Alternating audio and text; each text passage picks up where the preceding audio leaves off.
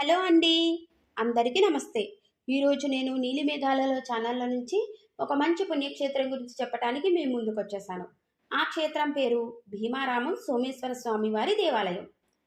పంచారామాలలో ఒకటైన భీమారామం పశ్చిమ గోదావరి జిల్లా భీమవరం పట్టణానికి 2 కిలోమీటర్ల దూరంలో ఉంది. ఇక్కడ శివలింగాన్ని చంద్రుడు ప్రతిష్ఠాపించాడని స్థల పురాణాలలో చెప్పబడింది. చంద్రుని పేరున దీనిని సోమేశ్వర క్షేత్రం అని పిలుస్తారు. ఇక్కడ ప్రతి కార్తీక మాసంలో ఉత్సవాలు జరుగుతాయి. ఇక్కడ స్థల పురాణం ఏమిటంటే, త్రిపురాసుర సంగ్రామంలో కుమారస్వామి చేత విరగొట్టబడిన శివలింగం ముక్కలలో ఒకటి ఇక్కడ పడిందని, అందువలన ఇది పంచారామాలలో ఒకటి అయిందని పురాణం చెబుతుంది. అలాగే చంద్రుడు ప్రతిష్ఠాపించాడని కూడా పురాణాలలో కథ ఉంది. చంద్రుడు తన గురువైన బృహస్పతి భార్య తారను మోహించాడు.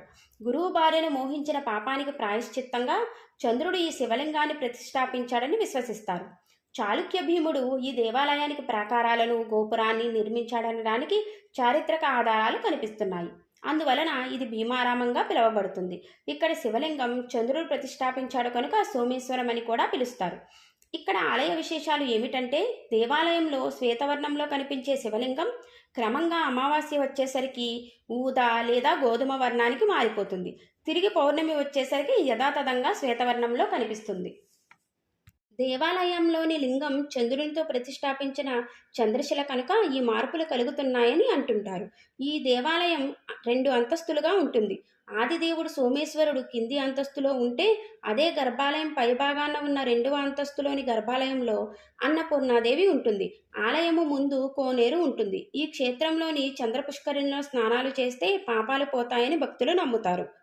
ఈ కోనేరు గట్టున రాతి స్తంభంపై ఒక నందీశ్వరుని విగ్రహం ఉంటుంది. ఈ నందీశ్వరుని నుంచి చూస్తే దేవాలయంలోని లింగాకారం కనిపిస్తుంది.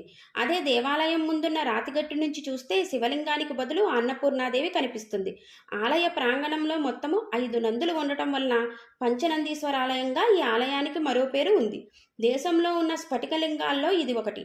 ప్రతి ఏడాది మహాశివరాత్రి నాడు ఇక్కడ స్వామివారి కళ్యాణోత్సవాలు 5 రోజుల పాటు జరుగుతాయి. అలాగే దేవీ నవరాత్రులు కూడా ఎంతో వైభవంగా నిర్వహిస్తారు. ఇది భీమేశ్వర ఆలయానికి సంబంధించిన కొన్ని విశేషాలు. Please like, share and subscribe.